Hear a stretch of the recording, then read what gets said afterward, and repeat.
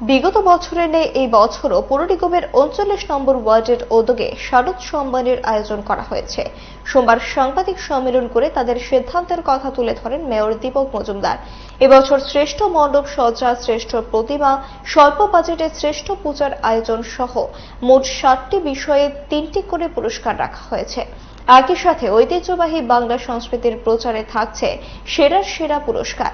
শহর দক্ষিণাঞ্চলের সমস্ত রেজিস্ট্রারভুক্ত ক্লাব সংস্থাকে প্রতিযোগিতায় অংশ নেওয়ার আহ্বান জানান দীপক মজুমদার।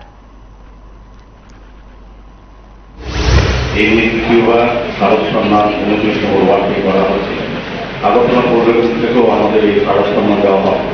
বিশেষভাবে আমি বলবো যে ধন্যবাদ জানাই অরবকে বিগত 2 বছর খুব সুন্দর ভালোভাবে শারদ সম্মান অনুষ্ঠান করেছেন।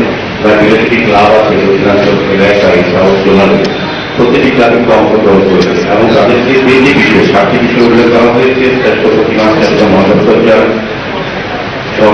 শ্রেষ্ঠ পূজার আয়োজন, শ্রেষ্ঠ পরিবেশ সচেতনমূলক প্রচার, সুশৃঙ্খল পূজার আয়োজন, বর্ষব্যাপী সামাজিক কাজের অঙ্গীকার, শ্রেষ্ঠ শ্রমিকা এবং বিশেষ পুরস্কার হিসাবে ঐতিহ্যবাহী বাংলা সংস্কৃতি প্রচার এবং সবার সেরা শ্রদ্ধা।